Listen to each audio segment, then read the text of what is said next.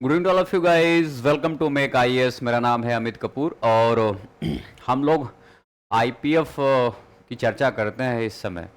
और ये आईपीएफ श्रृंखला में आज 8वां दिन है, अर्थात आपको 8वीं आईपीएफ मिल जाएगी। और इस आईपीएफ में भी हम लोग पॉलिटी की चर्चा करेंगे, जैसा कि हमने बताया था शुरुआत में कि टॉपिक वाइज सारे जो है आईपीएफ आपको इस बार मिलेंगे। आईपीएफ अर्थात जो पॉइंट है वो कम किए गए हैं। तो इस समय जो है आप जानते हैं कि 20 पॉइंट जो है एक आईपीएफ में होते हैं। चलिए स्टार्ट करते हैं। जो हमने चर्चा की हुई है वो कैग तक चर्चा की हुई थी, अर्थात हमने राष्ट्रपति, उपराष्ट्रपति, केंद्रीय मंत्री परिषद और attorney general of India, advocate general राज्य का जो महाधिवक्ता होता है, अधिवक्ता, ठीक है, उसके बारे में हमने बात की हुई थी। और कैग के बारे में भी हमने बात की हुई थी, चर्चा की हुई थी विस्तार से इस पे। आज हम लोग बात करेंगे वो संसद की बात करेंगे। ओके, तो ये पहला पार्ट है, अर्थात एक संसद जो है वो एक बड़ा रोल प्ले करता है पॉलिटी में। तो इसके बारे में हम लोग 2-3 पार्ट में करेंगे। ओके, तो ये पहला पार्ट है, स्टार्ट करते हैं यहीं से। संसद संघीय सरकार का विधायी अंग है। केंद्र स्तर पर विधि निर्माण का कार्य संसद करती है। आप सब लोग जानते हैं विधायिका है, अर्थात संसद जो है वो विधायिका की तरह काम करती है। संविधान के भाग 5 में, तो इसको थोड़ा सा आप लोग ध्यान से देखेंगे, अर्थात संविधान के भाग 5 के अध्याय 2 के अंतर्गत अनुच्छेद 79 से लेकर 122 में संसद से संबंधित प्रावधान किए गए हैं। तो जब भी हम चर्चा करें तो इतना ध्यान रखना कि ये जो संविधान वेरी कहाँ से कहाँ तक कर रहा है। ओके, तो ये और इसका भाग भी आप लोग ध्यान रखेंगे। अनुच्छेद या आर्टिकल 79 के अनुसार संघ के लिए एक संसद होगी जो राष्ट्रपति और 2 सदनों से मिलकर बनेगी और जिनके नाम राज्यसभा और लोकसभा है, अर्थात, ठीक है।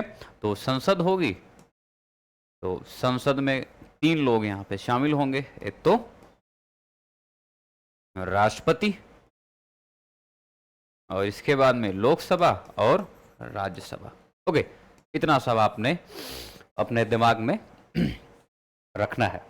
चलिए, तो ये पहला आईपीएफ था, पहला पॉइंट था आईपीएफ का पहला पॉइंट। तो आप लोग ध्यान क्या रखेंगे, यहाँ पे स्टार लगाएंगे, बस इतना ही आपसे यहाँ पे पूछ सकता है। और इसके बारे में कि 79 में क्या बातें कही गई, अर्थात 79 में क्या बातें कही। तो संसद के बारे में चर्चा की गई है, बताया गया कि संसद जो है किससे मिलकर बनेगी।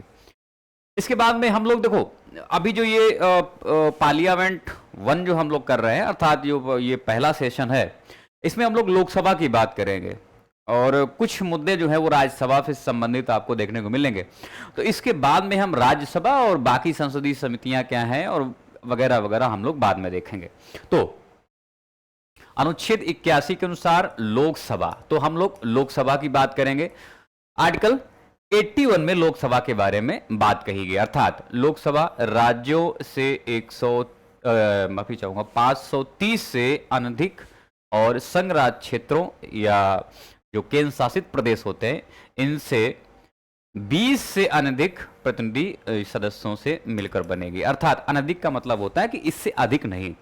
ओके, अर्थात राज्यों से 530 सदस्य और संघ राज्य क्षेत्रों से 20 सदस्य जो है ये इसमें शामिल होते हैं, अर्थात लोकसभा का गठन करते हैं।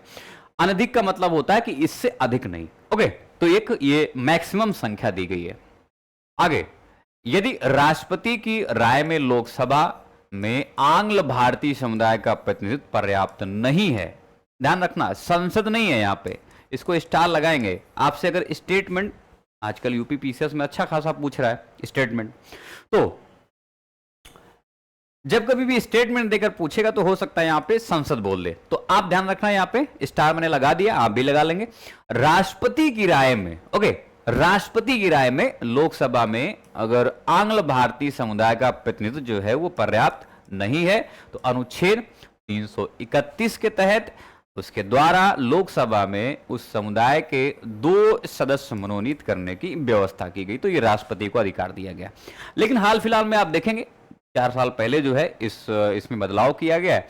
और बदलाव क्या किया गया है कि इस संबंध में संविधान का 104वां संशोधन अधिनियम 2019 द्वारा आंग्ल भारतीय समुदाय के प्रतिनिधित्व से संबंधित व्यवस्था को अनुच्छेद 334 के तहत निर्धारित तिथि अर्थात प्रारंभ से 70 वर्ष अर्थात 25 जनवरी 2020 से आगे नहीं बढ़ाया गया है। तो आप ये कह सकते हैं कि आंग्ल भारतीय समुदाय से लोकसभा में 2 सदस्यों के नामांकन की व्यवस्था अब निष्प्रभावी है। तो आप ऐसा, तो आपसे अगर पूछेगा तो केवल यही पूछेगा, जहां तक स्टेट पीसीएस खासकर यूपी पीसीएस को मैं जानता हूं, तो आपसे यही पूछेगा। तो यहां पे आप स्टार लगाएंगे, कौन सा संविधान संशोधन अधिनियम। और बहुत पूछेगा तो आपसे वर्ष पूछ लेगा, तो आप इसको ध्यान रखेंगे। ओके, 25 जनवरी 2020 से यह व्यवस्था निष्प्रभावी, खत्म नहीं की गई है। इस पे खास ध्यान रखना, निष्प्रभावी की गई, खत्म नहीं की गई अभी। ओके, क्यों? जब कभी भी राष्ट्रपति को लगेगा कि नहीं इस समुदाय का प्रतिनिधित्व नहीं हो रहा, तो क्या करेगा, इसको प्रभाव में लाया जाएगा। इस वजह से आप देखेंगे निष्प्रभावी किया गया।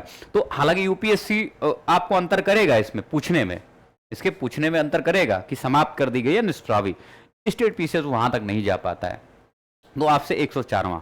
ओके, चलिए तीसरा पॉइंट है, लोकसभा में राज्यों को जनसंख्या के आधार पर सीटें आवंटित की गई। इसको आप लोग स्टार लगाएंगे, आपसे कथन के तौर पर पूछेगा। ओके, ये ऐसे कथन आजकल यूपी पीसीएस में पूछे जा रहे हैं। तो राज्यों को जनसंख्या के आधार पर सीटें आवंटित की गई। लोकसभा में राज्यवार सीटों का आवंटन 1971 की जनगणना पर आधारित है। अभी भी स्टार लगाएंगे, अभी बदलाव नहीं किया गया। जबकि प्रत्येक राज्य का प्रादेशिक निर्वाचन क्षेत्रों में विभाजन 2001 की जनगणना 27वें संविधान संशोधन अधिनियम 2003 से पर आधारित है। ओके, तो जब कभी भी राज्य का प्रादेशिक निर्वाचन की बात करते हैं, राज्य का, ठीक है, तो वो 2001 की जनगणना की बात कही जाती। ओके, और जब कभी भी हम लोकसभा में राज्यवार सीटों का आवंटन की बात करते हैं, तो अभी भी 1971 की जनगणना के आधार पर ही यह आवंटन किया जाता है। तो दोनों अलग अलग मुद्दे हैं, अलग अलग इसको पढ़ेंगे। 40वें संविधान संशोधन अधिनियम 2001 के अनुसार यह निर्धारण वर्ष 2026 के पश्चात की पहली जनगणना के सुसंगत आंकड़े प्रकाशित होने तक यथावत रहेगी। तो यह बोला गया है 2001 में। 84वां संविधान संशोधन, अब यही आपसे पूछेगा कि कौन सा संविधान संशोधन अधिनियम है।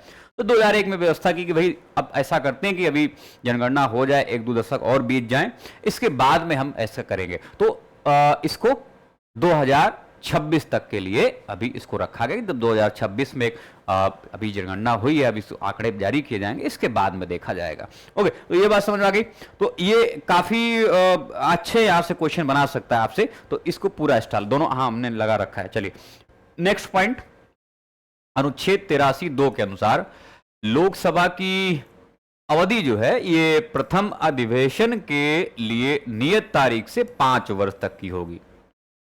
ये दिया गया है संविधान में, ऐसा दिया गया कि 5 वर्ष तक के लिए नियत है।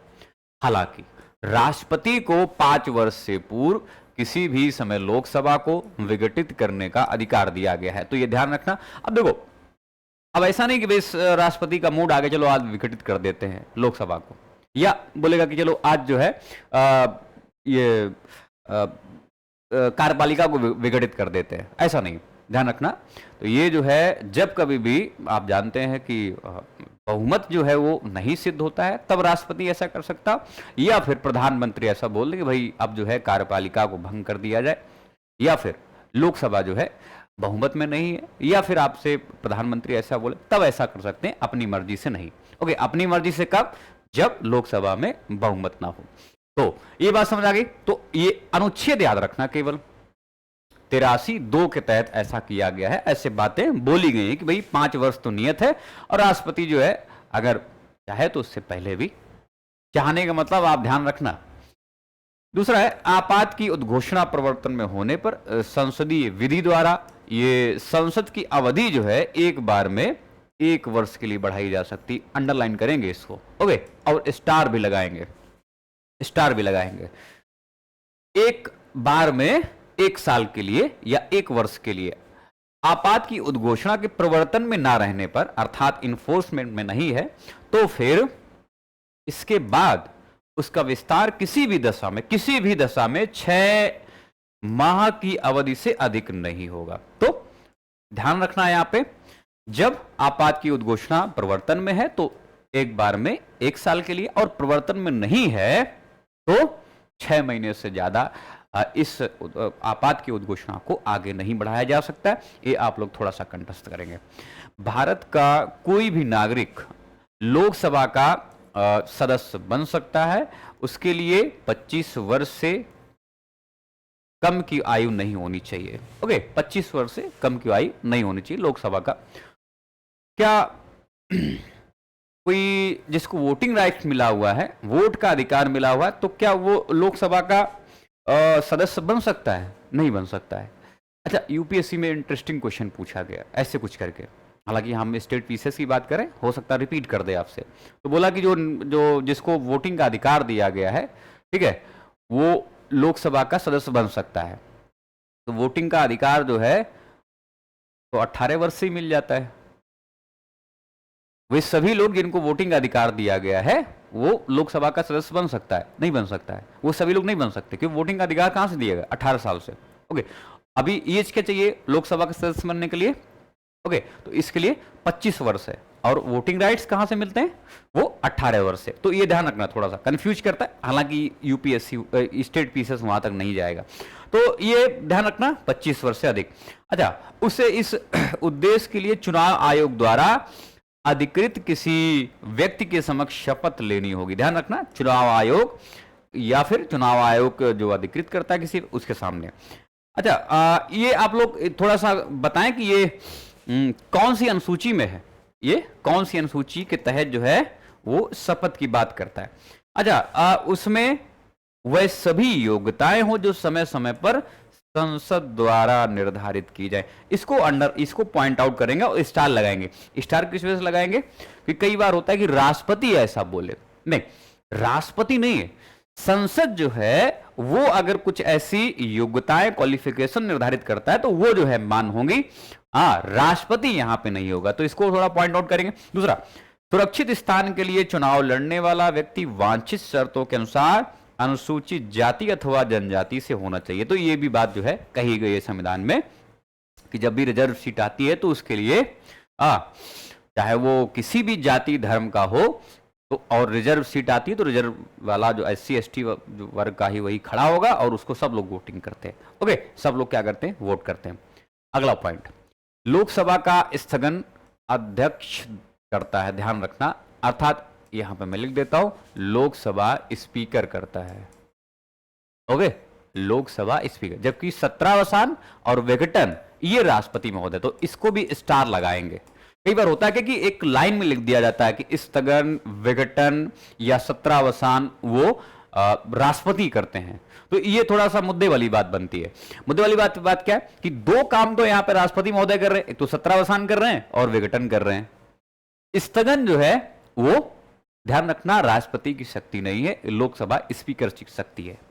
हाँ, स्थगन अनुच्छेद 93 के अनुसार अंडरलाइन करेंगे या इसको स्टार लगाएंगे।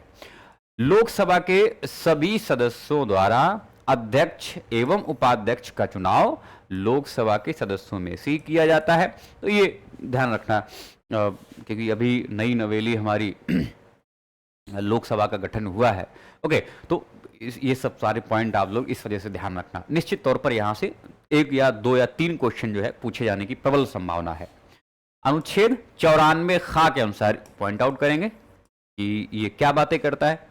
तो अनुच्छेद 94 खा के अनुसार लोकसभा का अध्यक्ष अपना त्यागपत्र उपाध्यक्ष को तथा उपाध्यक्ष अपना त्यागपत्र अध्यक्ष को सौंपता। अब यह अध्यक्ष कौन है? लोकसभा। ओके, लोकसभा। तो उधर बी भी लिखा हुआ है अंग्रेजी वाले। चलिए, लोकसभा के अध्यक्ष को लोकसभा के सभी सदस्यों के बहुमत से पारित संकल्प द्वारा हटाया जाता है। अनुच्छेद 94 गाया 94C, ध्यान रखना। तो सभी सदस्यों के बहुमत, वो भी लोकसभा के। लोकसभा में संविधान के अनुच्छेद 330 के तहत अनुसूचित जातियों एवं अनुसूचित जनजातियों के लिए आरक्षण का प्रावधान किया गया है। ओके, आरक्षण का प्रावधान किया गया। कौन सा आर्टिकल है? तो 330 से पूछा जाता है। यहां पे आप स्टार लगाएंगे, इसमें सारे स्टार लगाने लायक ही हैं, सारे स्टार लगाने लायक हैं। ये हालांकि पूछा गया एक बार, इस समय लोकसभा में कुल 84 सीटें जो है वो अनुसूचित जातियों के लिए हैं और 47 सीटें अनुसूचित जनजातियों के लिए आरक्षित की गई हैं। ओके, तो अनुच्छेद 94B, 94C, 330 और ये सीटें जो हैं इसके बारे में। नेक्स्ट पॉइंट, अनुच्छेद 96 के तहत जब अध्यक्ष या उपाध्यक्ष को पद से हटाने का कोई संकल्प विचाराधीन हो, पॉइंट आउट करेंगे इसको या स्टार लगाएंगे, अंडरलाइन करेंगे, अनुच्छेद 96। तो जब कभी भी कोई संकल्प विचाराधीन हो तब वे सदन में उपस्थित रहते हुए भी पीठासीन नहीं होंगे। ओके, पीठासीन नहीं होंगे, ये बात समझ आ गई? पीठासीन नहीं होते हैं। ये आर्टिकल कौन सा है? 96। पीठासीन अध्यक्ष अपने पद से हटाए जाने के संकल्प पर प्रथमता मत देने का तो अधिकार होगा, किंतु मत बराबर होने की स्थिति में निर्णायक मत नहीं दे सकता है। ध्यान रखना। अब क्या है उस पे, एक तरह से आप ये कह सकते हैं कि उसको पद से हटाने का जब कभी भी ऐसा, भाई ओबीसी बात है, अब वो लोकसभा अध्यक्ष नहीं रहा है, अब वो लोकसभा का उपाध्यक्ष नहीं रहा है, तो जब कभी भी ऐसी स्थिति आती है तो ध्यान रखना कि भाई अब वो एक आप ये कह सकते हैं कि एक संसद सदस्य की तरह एक्ट कर रहा है। और जब कभी वोटिंग होती है तो क्या करेगा? वो वोट तो दे सकता है, लेकिन मत बराबर होने की स्थिति में, अर्थात जब टाई हो रहा है तो वो निर्णायक मत नहीं दे सकता है। तो ये कौन से आर्टिकल में बात कही गई? अनुच्छेद, ध्यान रखना। ओके, लोकसभा अध्यक्ष अन्य विषयों पर प्रथमता मत नहीं देते हैं तथा वे अपने निर्णायक मत कास्टिंग वोट का प्रयोग केवल तब करते हैं जब किसी विषय के संदर्भ में मतदान में सत्ता पक्ष एवं विपक्ष दोनों के वोट बराबर अर्थात टाई हो जाते हैं। ओके, कोई प्रस्ताव लाया गया है और उसमें विपक्ष के भी उतने वोट हैं और पक्ष के भी उतने वोट हैं, तब फिर क्या करता है? हाँ, ठीक है, लोकसभा अध्यक्ष ऐसा। तो ये अनुच्छेद 101 के तहत ऐसी बातें कही। ओके, अनुच्छेद 101 के तहत लोकसभा सचिवालय प्रत्यक्ष रूप से लोकसभा अध्यक्ष के अंतर्गत कार्य करता है। लोकसभा सचिवालय नाम से ही आपको विदित हो जाना चाहिए, ओके, कि ये लोकसभा अध्यक्ष के।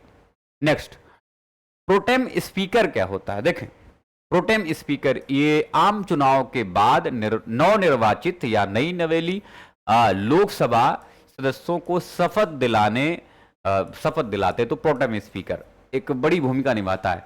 अब देखो, कहा यह गया कि भाई इसमें जो है लोकसभा के अध्यक्ष के चुनाव से पहले लोकसभा की सामान्यतः सबसे वरिष्ठ सदस्य को प्रोटेम स्पीकर जो है वो चुना जाता है। यहां पे भी जब 2014 में ये जब चुनाव बीजेपी सत्ता में है तो उस समय प्रोटेम स्पीकर के बारे में ये कहा गया कि प्रोटेम स्पीकर जो है वरिष्ठ कोई सदस्य होना चाहिए लोकसभा का। लेकिन हुआ क्या कि इसमें मतभेद हो गया था कि वही वरिष्ठ जो है वो वरिष्ठ सदस्य नहीं थे, कोई नए थे, ऐसा कुछ करके बात हो रही थी। ठीक है, तो प्रोटेम स्पीकर केवल जो है नवनिर्वाचित लोकसभा सदस्यों को शपथ दिलाते हैं और समानता देखेंगे, समानता सबसे वरिष्ठ सदस्य को प्रोटेम स्पीकर के रूप में चुना जाता है। अनुच्छेद 85(1) के अनुसार लोकसभा के एक सत्र की अंतिम बैठक और आगामी सत्र की प्रथम बैठक के बीच 6 माह से अधिक का अंतर नहीं होना चाहिए। तो आप ये कह सकते हैं कि लोकसभा कम से कम वर्ष में 2 बार, अब पूछा जाएगा आपसे, ये ध्यान रखना, 2 बार, 3 बार, 4 बार, या इनमें से या 1 बार, ऐसा कुछ करके पूछा जाए। तो ध्यान रखना, इसी वजह से यहाँ पे कहा गया 85 एक में बात कही गई है कि भैया एक तो सत्र जैसे शुरू हो रहा है या एक सत्र जैसे खत्म हो रहा है, और जो एक शुरू होने वाला आगे आने वाला जो है, ओके 3 सत्र होते हैं आप जानते हैं, ठीक है।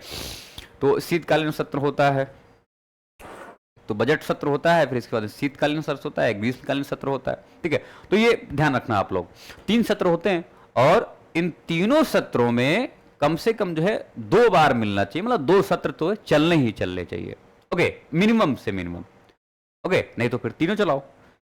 मैक्सिमम कितने हैं? 3, और मिनिमम 2 जो है कम से कम, ये ऐसा होना चाहिए, ओके। चले, अनुच्छेद 103 के अनुसार लोकसभा या राज्यसभा का कोरम अर्थात गणपूर्ति कुल सदस्य संख्या का 1/10 भाग होना चाहिए। हम लोग लोकसभा की बात कर रहे हैं, संसद की बात नहीं कर रहे हैं, ध्यान रखना, कोरम की बात कर रहे हैं, और वो भी लोकसभा के कोरम की बात कर रहे हैं। तो कौन सा अनुच्छेद है, इसको आप स्टार लगाएंगे, स्टार लगाएंगे, और अनुच्छेद ध्यान रखेंगे, और लोकसभा की बात कर रहे हैं या राज्यसभा की बात कर रहे हैं, ओके। तो संसद की बात नहीं कर रहे हैं, लोकसभा या राज्यसभा की बात कर रहे हैं। अगर आपसे स्टेटमेंट पूछेगा तो संसद लिखेगा, आप कंफ्यूज मत करना।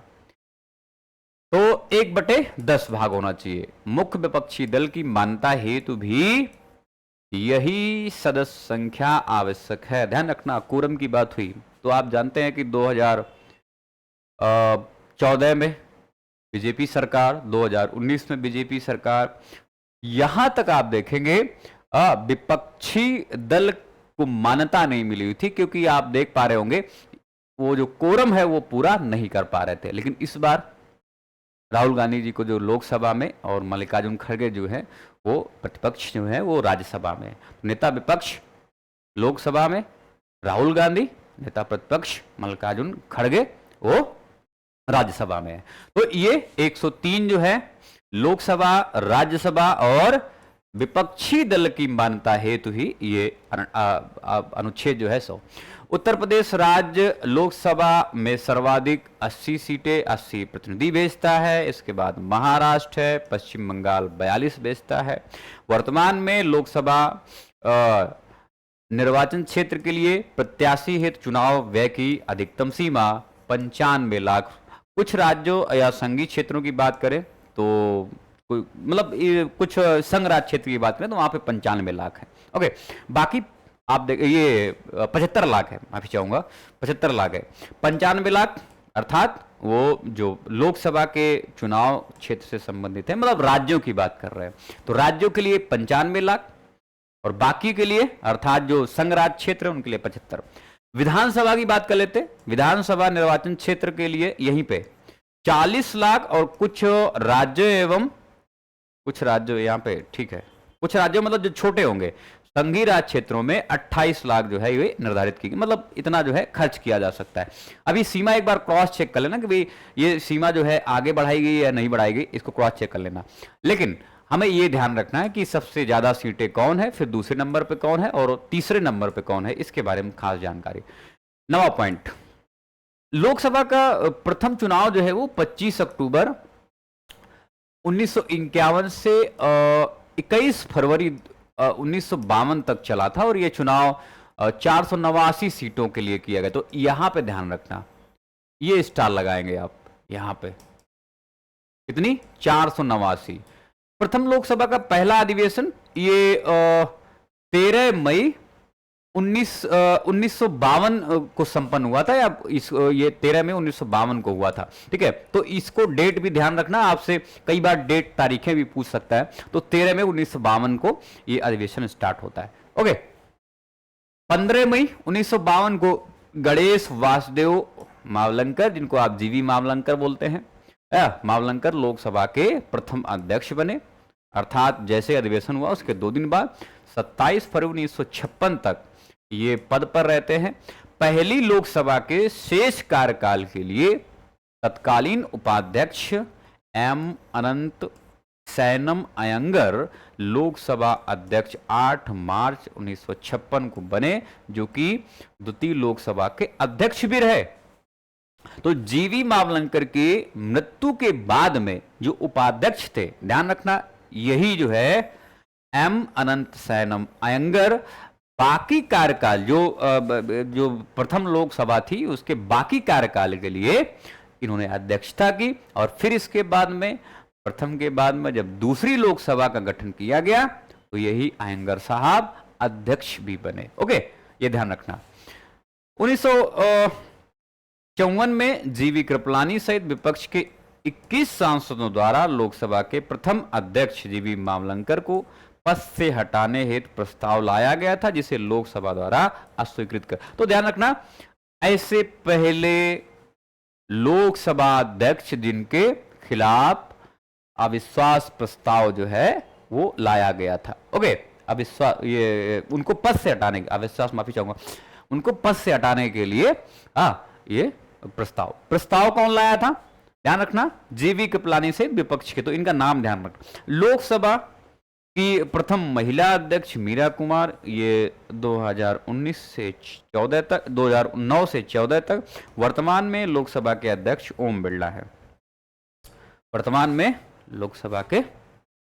और पीएस संगमा जो है वो, ध्यान रखना, अनुसूचित जनजाति से संबंधित ये लोकसभा के अध्यक्ष रहे हैं, पीएस संगमा।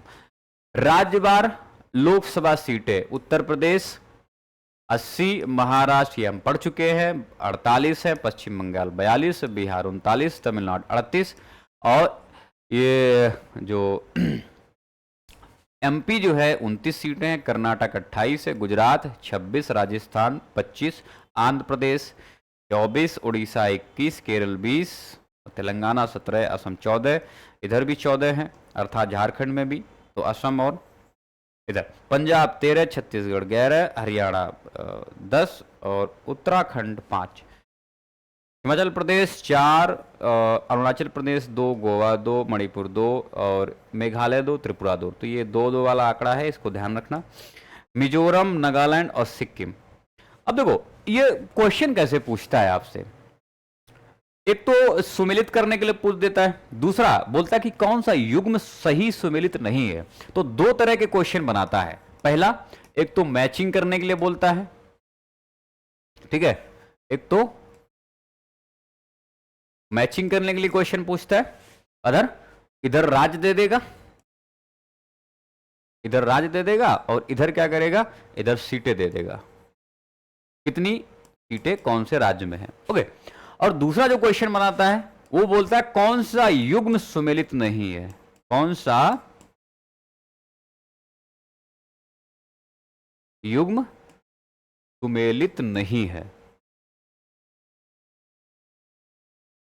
इस वजह से तो ये दो तरह के क्वेश्चन आपसे पूछता है, पहला मैचिंग वाला, इधर राज्य इधर सीट, और कौन सा युग्म सुमेलित नहीं है। इस वजह से आपको सारी सीटें जो है वो रखनी पड़ेगा। और चुनाव हुए हैं इस बार, तो इस बार चुनाव में तो निश्चित तौर पर एक क्वेश्चन आप लिख लें कि यहां से क्वेश्चन देगा, तो इसको स्टार लगाएंगे हम।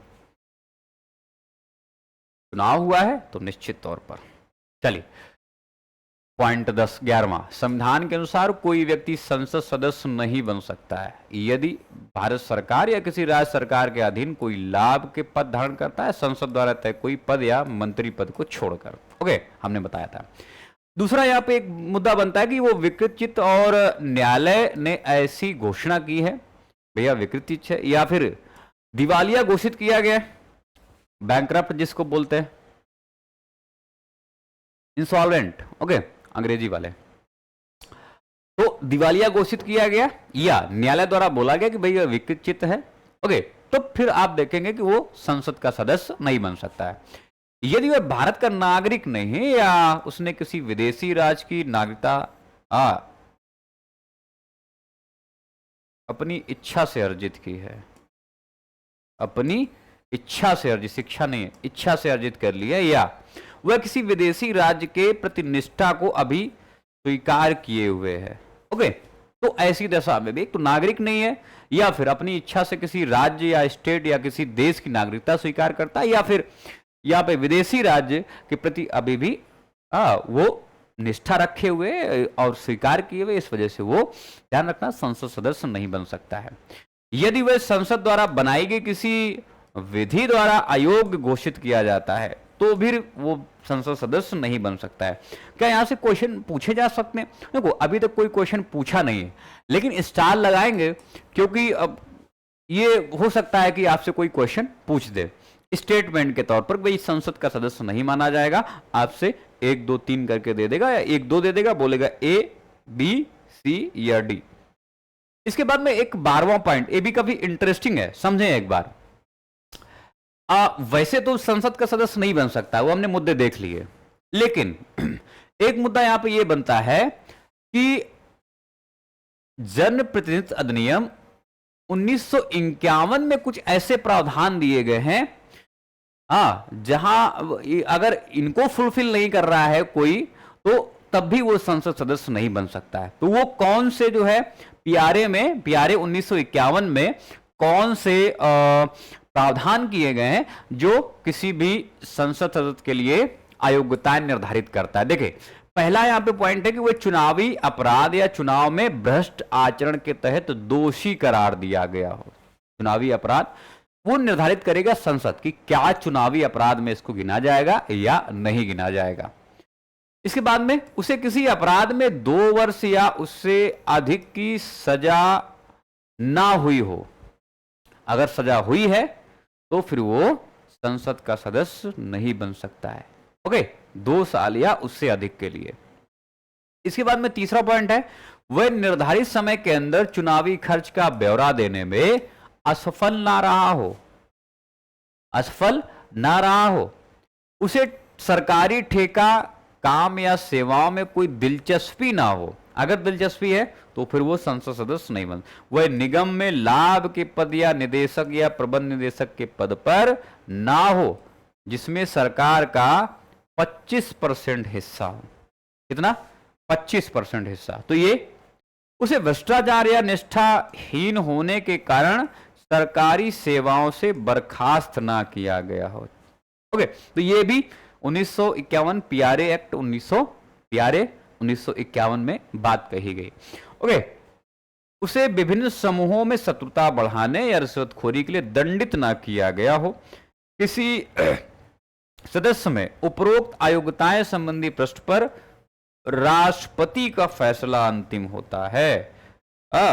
होगा अधिक राष्ट्रपति को निर्वाचन आयोग से राय लेकर उसी के राष्ट्रपति को निर्वाचन आयोग से राय लेकर या सलाह लेकर उस तरह कार्य करना चाहिए।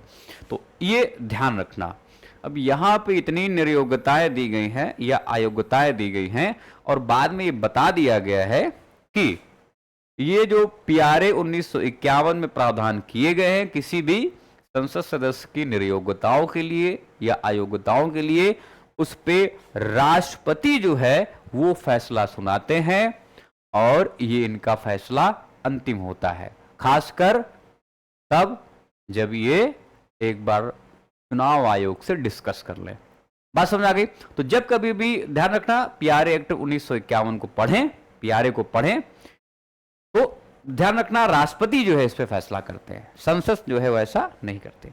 नेक्स्ट देखें, दूसरा, स्थानों का रिक्त होना।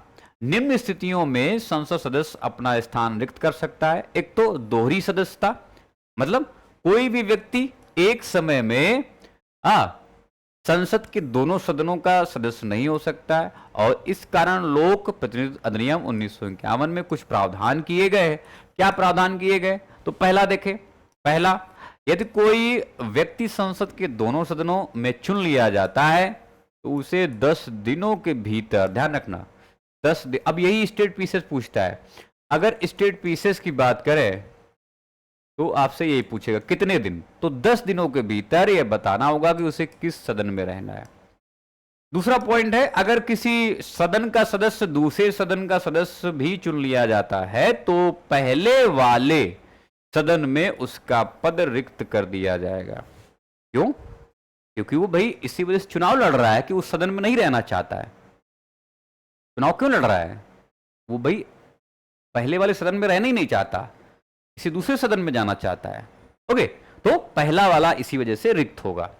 तीसरा पॉइंट है, 1951 कहता है, प्रावधान करता है कि अगर कोई व्यक्ति एक ही सदन में 2 सीटों पर चुन लिया जाता है, 2 सीटों, तो स्वेच्छा से किसी एक सीट को खाली करने का अधिकार है, अन्यथा दोनों सीटें रिक्त हो जाती हैं। ध्यान रखना, समयबद्धता जो है वो संसद, राष्ट्रपति जो है बताएंगे, संसद तय करे कि भैया कितने दिन बाद जो है दोनों सीटों में से एक में आप बता दें, नहीं तो दोनों सीटें आपकी रिक्त। चौथा पॉइंट है जो 1951 प्रावधान किया गया कि इसी प्रकार कोई व्यक्ति एक ही समय संसद या राज्य विधान मंडल के किसी सदन का सदस्य नहीं हो सकता। ऐसा नहीं है कि भाई वो दोनों जगह से मजे ले रहा है, एक तो विधान सभा में भी बैठा हुआ है, दूसरा लोकसभा में बैठा हुआ है, विधान मंडल में भी है, संसद में भी है। ओके, तो ऐसा नहीं।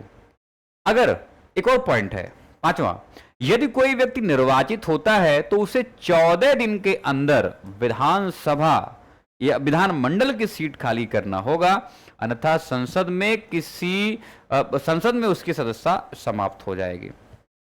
ओके, तो ये भी बात कही। तो जब कभी भी राज्यसभा, ये संसद में और विधान मंडल में दोनों जगह चुन लिया गया है, तो उसको विधानमंडल की सीट जो है वो 14 दिन बाद खाली करनी पड़ेगी। चुने जाने के 14 दिन बाद खाली करनी पड़ेगी, नहीं तो उसकी जो संसद वाली सदस्यता है वो समाप्त कर दी जाएगी। अब स्थानों का रिक्त होना, यहां से भी आप देखेंगे कि कई सारे जो है संसद सदस्यों को अयोग्य घोषित किया जा सकता है, या आप कह सकते हैं उनकी सीटें जो है रिक्त हो सकती हैं। तो स्थानों का रिक्त होना, जैसे अयोग्यता के आधार पर यदि कोई व्यक्ति संविधान में दी गई विनिर्दिष्ट अयोग्यता से ग्रस्त पाया जाता है तो उसका स्थान रिक्त होगा। यहां विनिर्दिष्ट अयोग्यता में संविधान की 10वीं अनुसूची में दर्ज अयोग्यता में दल बदल भी शामिल है। तो अयोग्यता क्या आधार बन रहा है? संविधान में दिया गया है कोई प्रावधान, या दल बदल कानून के आधार पर। दूसरा, पद त्याग करते, कोई सदस्य यथास्थिति राज्यसभा के सभापति या लोकसभा के अध्यक्ष को संबोधित त्याग पत्र द्वारा अपना स्थान त्याग कर सकता है। जैसे एग्जाम्पल के तौर पर अभी क्रिकेटर जो हेड कोच बने हुए हैं, क्या नाम उनका, गौतम गंभीर साहब, उन्होंने कहा भाई अपने खेल पे हम फोकस नहीं कर रहे हैं, इस वजह से हमारी सदस्यता जो है रद्द कर दी जाए। तो यहाँ पे उन्होंने क्या, ये हम अपनी सदस्यता से त्याग पत्र देना चाहते हैं, तो उन्होंने त्याग पत्र देने की बात कही। तो इस तरह से वो इसमें लोकसभा के अध्यक्ष को उन्होंने संबोधित करते हुए अनुपस्थिति की बात करी। बड़ा मुद्दा बना था राहुल गांधी को लेकर, काफी दिन पहले चर्चा में था। यदि कोई सदस्य सदन की अनुमति के बिना 60 दिन की अवधि से अधिक समय के लिए सदन की सभी बैठकों में अनुपस्थित होता है तो सदन उसका पद रिक्त घोषित कर देगा। ओके, तो सदन क्या करेगा? पद रिक्त जो है उसका घोषित कर देगा। भाई अब तो राहुल गांधी को लेकर बड़ी चर्चा हुई थी, ध्यान रखना, तो 60 दिन से अधिक की अवधि। अन्य स्थितियां देखें, यदि न्यायालय उस चुनाव को अमान्य या शून्य घोषित कर दे तब भी ध्यान रखना पद रिक्त हो जाएगा। यदि उसे सदन द्वारा निष्कासित कर दिया जाता है, आप जानते हैं कि ये शक्ति लोकसभा अध्यक्ष, यदि वह राष्ट्रपति या उपराष्ट्रपति चुन लिया जाता है, यदि उसे किसी राज्य का राज्यपाल बनाया जाता है, अगर कोई अयोग्य व्यक्ति संसद में निर्वाचित होता है तो संविधान के किसी प्रक्रिया द्वारा उसके चुनाव को शून्य या अमान्य घोषित कर दिया जाता है। अब देखो यहां पे अयोग्य व्यक्ति की बात कही गई। अयोग्य व्यक्ति मतलब 2 साल, अयोग्य व्यक्ति मतलब 2 साल से अधिक सजा या 2 साल की सजा। वही जो पीपल रिप्रेजेंटेटिव एक्ट 1951 में जो बातें कही गई उसके आधार पर ऐसा कोई अयोग्य व्यक्ति अगर संसद में निर्वाचित हो जाता है तो वो फिर निष्कासित कर दिया या फिर उसका चुनाव जो है शून्य घोषित कर दिया जाएगा या अमान्य घोषित कर दिया जाएगा। तो 1951 के आधार पर ध्यान रखना, अगर यहां पे अमान्य व्यक्ति की बात कही जा रही तो वो अमान्य व्यक्ति कौन सा? 1951 में जो प्रावधान दिए गए उसके आधार पर। ओके, बात समझ आ गई? चलिए, तो ये ध्यान रखना। अब हम बात करते हैं एक और पॉइंट की।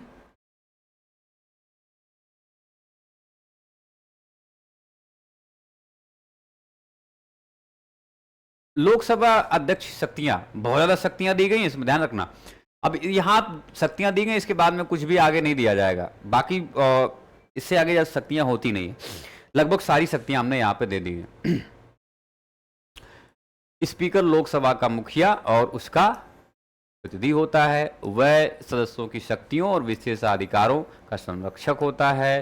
सदन में उसकी समितियां हैं, वह सदन का प्रमुख प्रवक्ता है, सभी संसदीय मामलों में इसका निर्णय अंतिम होता है। एक गतिरोध को हल करने के लिए एक वक्ता के तौर पर अपनी शक्ति का उपयोग करता है। यानी जब सदन में मतदान प्रक्रिया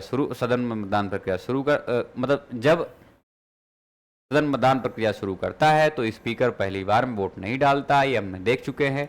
समान संख्या में वोट मिलते हैं तभी स्पीकर का वोट निर्णायक और महत्वपूर्ण हो जाता है। तो वो फिर क्या करता है, जिससे उसकी स्थिति निष्पक्ष हो जाती है, अर्थात बराबरी की स्थिति में निर्णायक मत का प्रयोग करता है। सदन में गणपूर्ति के अभाव में, मतलब जब लगे कि भाई 1/10वां भाग जो है वो नहीं आया है, तो गणपूर्ति के अभाव में सदन को स्थगित करना या किसी बैठक को कोरम पूरा न होने तक स्थगित करने का लोकसभा अध्यक्ष का ही कर्तव्य है। स्पीकर उस एजेंडे को तय करता है जिस पर संसद सदस्यों की बैठक में चर्चा की जानी चाहिए। स्पीकर सदन के अनुशासन को सुनिश्चित करता है, वह सुनिश्चित करता है कि सांसदों को अनियंत्रित व्यवहार के लिए दंडित किया जाए। अब ये चर्चा में है क्योंकि आप देख रहे थे कि राहुल गांधी जी के जो कुछ भाषण के कुछ अंश जो है वो हटाए गए थे, और उधर राज्यसभा में मल्लिकार्जुन खड़गे के कुछ जो है अंश हटाए गए थे, और इधर जो है लोकसभा में राहुल गांधी जी के कुछ जो है अब भाई पावर में है, नेता विपक्ष नेता प्रतिपक्ष हैं एक तरह से, तो उनके कुछ अंश हटाए गए। तो ये ध्यान रखना, ये लोकसभा अध्यक्ष का अधिकार है कुछ ऐसी टिप्पणियां जो व्यवहार को खराब कर सकती हैं या फिर ऐसा लगे कि ये आपत्तिजनक टिप्पणियां हैं, तो उनको हटाने का अधिकार किसको है, वो लोकसभा। तो ये ध्यान रखना, अभी चर्चा में आपसे पूछा जा सकता है। एक स्पीकर दल बदल अर्थात संविधान की 10वीं अनुसूची के आधार पर संसद के किसी सदस्य को सदन से अयोग्य घोषित कर सकता है। बोल दे कि भाई आपने दल बदला है, तो आपको अध्यक्ष के आदेशों या निर्देशों का उल्लंघन करने वाले सदस्य का नाम अध्यक्ष द्वारा रखा जा सकता है, और ऐसे मामलों में सदस्य को सदन से हटना पड़ सकता है। स्पीकर जहां आवश्यक हो सदन के आदेशों को निष्पादित करने के लिए वारंट भी जारी कर सकता है और सदन की ओर से फटकार भी लगा सकता है। ओके, फटकार भी लगा। तो ये सब बहुत ज्यादा शक्तियां दी गई हैं। और भी कुछ शक्तियां हैं। स्पीकर विभिन्न संसदीय प्रक्रियाओं जैसे स्थगन प्रस्ताव, अविश्वास प्रस्ताव, निंदा प्रस्ताव, ये संसदीय कार्रवाई के साधन है, आदि की भी अनुमति देता है। तो इसकी अनुमति के बिना ना स्थगन प्रस्ताव, ना अविश्वास प्रस्ताव और ना ही निंदा प्रस्ताव सदन में लाए जा सकते हैं। अर्थात ये लोकसभा स्पीकर की ये एक तरह से क्या है, विशेषाधिकार शक्तियां हैं। ओके, तो ये सब जो है इसकी अनुमति की। स्पीकर संविधान के अनुच्छेद 108 के तहत संसद के दोनों सदनों की संयुक्त बैठक की अध्यक्षता करता है। स्पीकर लोकसभा में विपक्ष के नेता को मान्यता देने का भी फैसला करता है। तो अभी आप जानते हैं राहुल गांधी की जो मान्यता मिली हुई है वो स्पीकर द्वारा, वह सदन के नेता के अनुरोध पर अर्थात प्रधानमंत्री, सदन का नेता कौन, प्रधानमंत्री, अनुरोध पर सदन की गुप्त बैठक की अनुमति दे सकता है। कोई विधेयक धन विधेयक है या नहीं, इस प्रश्न पर लोकसभा अध्यक्ष का निर्णय अंतिम होता है। अर्थात कोई विधेयक धन विधेयक है या नहीं, इसका निर्धारण लोकसभा अध्यक्ष करता है। और लोकसभा अध्यक्ष सभी संसदीय समितियों के अध्यक्ष की नियुक्ति करता है। पॉइंट आउट करेंगे, स्टार लगाएंगे, इसको स्टार लगाएंगे। जितनी भी संसदीय समितियां हैं, जितने भी संसदीय समितियां हैं, सबके अध्यक्ष की नियुक्ति लोकसभा अध्यक्ष ही करते हैं और उनके कामकाज की निगरानी भी करते हैं। तो स्टार लगाएंगे इसमें, स्टार। वह व्यापार सलाहकार समिति, नियम समिति, सामान्य प्रयोजन समिति के अध्यक्ष होते हैं, इसमें भी स्टार लगाएंगे। लगाएंगे कि नहीं? हाँ, लगाएंगे। सलाहकार समिति, नियम समिति और सामान्य प्रयोजन समिति के अध्यक्ष भी होते हैं। अध्यक्ष उन प्रावधानों का अंतिम मध्यस्थ और व्याख्याकार होता है जो सदन के कामकाज से संबंधित होता है। लोकसभा अध्यक्ष के निर्णय अंतिम और बाध्यकारी होते हैं। पॉइंट आउट करेंगे। ओके, लोकसभा अध्यक्ष के जो निर्णय होते हैं वो कैसे होते हैं, अंतिम होते हैं और बाध्यकारी होते हैं, और आमतौर पर उन पर सवाल नहीं उठाया जा सकता, उन्हें चुनौती नहीं दी जा सकती है, उनकी आलोचना नहीं की जा सकती है। ओके, हाँ, तो ये पॉइंट आउट, कितने पॉइंट हमने यहां पे लगवाए हैं आपसे, एक तो इधर पॉइंट लगा लेना, 2, 3 और 4, तो ये पॉइंट कर। नेक्स्ट देखें पॉइंट 17, अनुच्छेद 80 के अनुसार राज्यसभा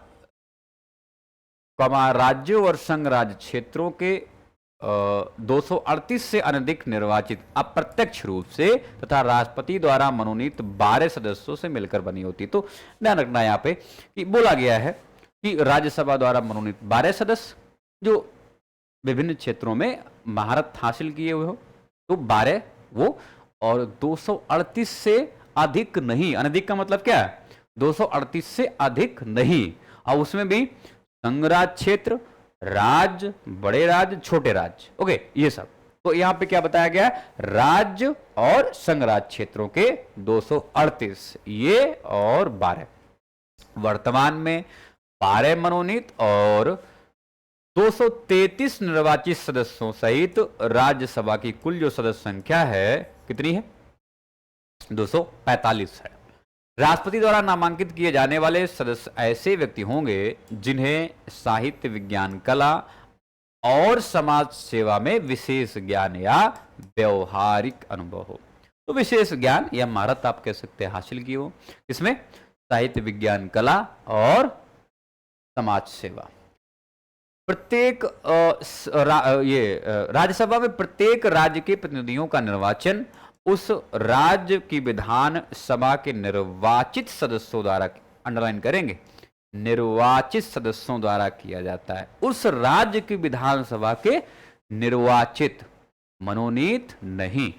ओके, राज्यसभा के लिए निर्वाचन आनुपातिक प्रतिनिधित्व पद्धति के अनुसार एकल संक्रमणीय मत पद्धति के आधार पर होता है, अर्थात ये आप कह सकते हैं चुनाव कैसे होता है, अप्रत्यक्ष रूप से होता है। कैसे होता है, अप्रत्यक्ष रूप से। राज्यसभा का विघटन नहीं होता है, आप जानते हैं, यह एक स्थायी सदन है। यह राज्यसभा के यथासंभव निकटतम 1/3 अर्थात 1/3, 1/3 अर्थात 1/3 सदस्य प्रत्येक 2 वर्ष की समाप्ति पर सेवानिवृत्त होते हैं, अर्थात ये प्रक्रिया चलती रहती है। तो हर 2 साल बाद लगभग 1/3 सदस्य जो है वो रिन्यू होते रहते हैं, मतलब बदलते रहते हैं। और आप ये कह सकते हैं कि राज्यसभा जो है एक तरह से विघटनकारी सदन नहीं है, इसका विघटन नहीं होता है। इस प्रकार इसके सदस्यों का कार्यकाल 6 वर्ष का होता है। राज्यसभा का सदस्य होने के लिए न्यूनतम आयु 30 वर्ष होनी चाहिए। तो इन दोनों को आप लोग पॉइंट आउट कर लेंगे। क्यों करेंगे, एक बार देख लेना, हो सकता क्वेश्चन पूछ दे। हालांकि सबको पता ही रहता है कि हाँ, हर 2 साल बाद 1/3 सदस्य स्थायी सदन है, विघटन नहीं होता है कभी, 6 वर्ष का कार्यकाल है, 30 वर्ष आयु दी गई है। चुनाव जो होता है वो अप्रत्यक्ष। चलिए, ये पूछा जाता है आपसे अच्छी तरह से, तो फिर से वही 2, जैसे हमने लोकसभा की बात कही हुई थी, उसी तरह से यहां पे भी क्वेश्चन पूछे जाते हैं। तो इसको थोड़ा सा आप ध्यान रखेंगे। देखिए, इसमें भी सुमेलित करने के लिए क्या बोलेगा, सुमेलित करें, मैचिंग, राज्य दे देगा इधर और इधर सीटें। और दूसरा क्वेश्चन वही कि कौन सा युग्म सुमेलित नहीं है, युग्म सुमेलित नहीं है। 2 तरह के क्वेश्चन आपसे, तो 2 तरह के क्वेश्चन यहां से आपसे बनाएगा। देखें एक बार सीटें, उत्तर प्रदेश सबसे ज्यादा, महाराष्ट्र 19, तमिलनाडु 18। एक बड़ी बात क्या है, राज्यसभा सीटों के मामले में तमिलनाडु यहां पे 3रे नंबर पे है, और लोकसभा के मामले में पश्चिम बंगाल वो 3रे नंबर पर था। तो ये थोड़ा सा आप लोग पॉइंट आउट करेंगे। पश्चिम बंगाल में कितने सीटें रह गई राज्यसभा के आधार की अगर बात करें, 16, और लोकसभा में कितनी थी, 42 सीटें थी, 42 सीटें थी। ओके, तो ये आप लोग थोड़ा सा इसको कंफर्म करते चलना।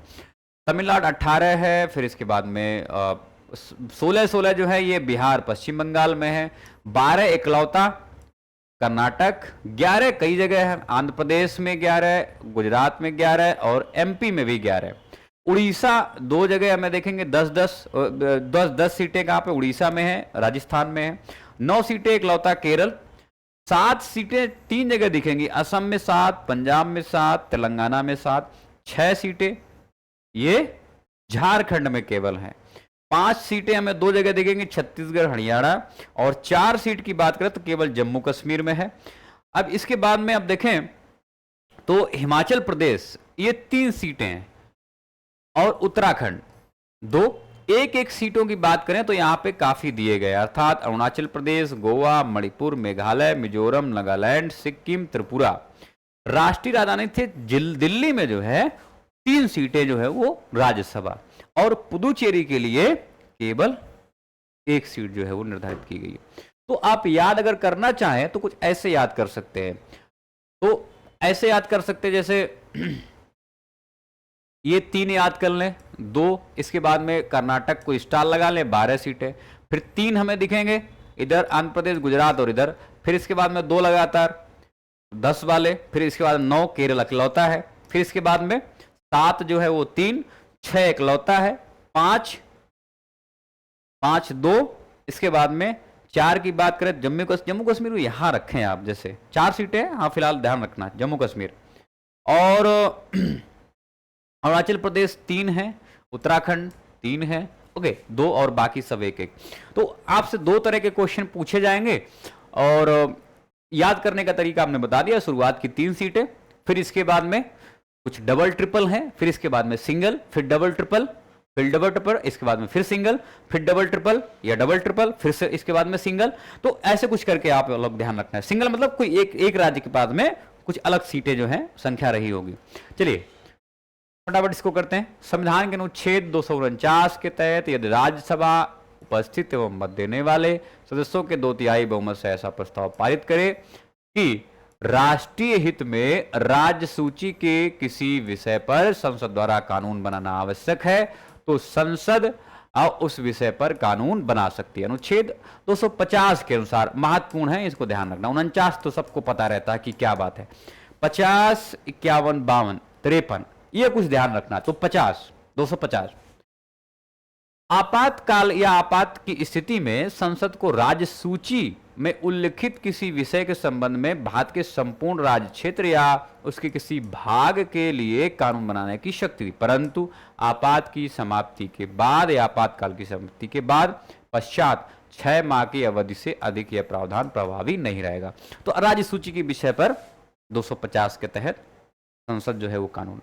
52 की बात करें था, 252, 2 या 2 से अधिक राज्यों के विधानमंडल एक प्रस्ताव पारित करें यदि संसद से अनुरोध करें कि भाई राज्य सूची के विषय पर संसद द्वारा कानून बनाया जाए, तो संसद उन राज्यों के संदर्भ में उन विषयों पर कानून बना सकती है। अलग क्या है 250 और 252 में? अलग यह है कि 250 आपातकालीन की स्थिति है और राज्य सूची पर ऐसा मतलब कोई कानून बना सकती है संसद। 252 में यह बात कही गई कि भाई यहां पे आपातकालीन स्थिति नहीं है, लेकिन फिर भी 2 या 2 से अधिक राज्य ऐसा बोल रहे कि भाई हमारे लिए अपरिहार्य कानून है, आप इसको बना दें, तो फिर संसद उस पर क्या करेगी, विचार करेगी और कानून बनाएगी। वो भी क्या, राज्य सूची के विषय पर।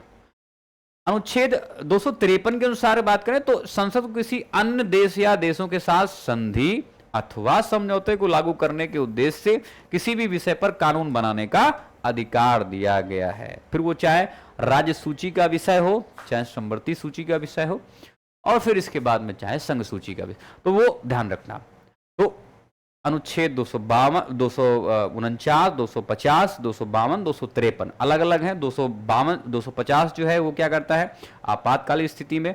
252 जो है वो 2 या 2 से अधिक राज्य जब आपातकाल नहीं हो, और 253 संधि समझौते से संबंधित कोई कानून बनाना हो तो उससे फिर राज्य से पूछेगा नहीं जाके कि भाई हम आपके राज्य सूची के विषय पे कानून बना रहे हैं, हमको तो क्या बनाएं कि नहीं बनाएं, तो ऐसा बिल्कुल भी नहीं। ओके, तो सीधे क्या करेगा, बनाएगा। कौन सा आर्टिकल प्रयोग करेगा, 253।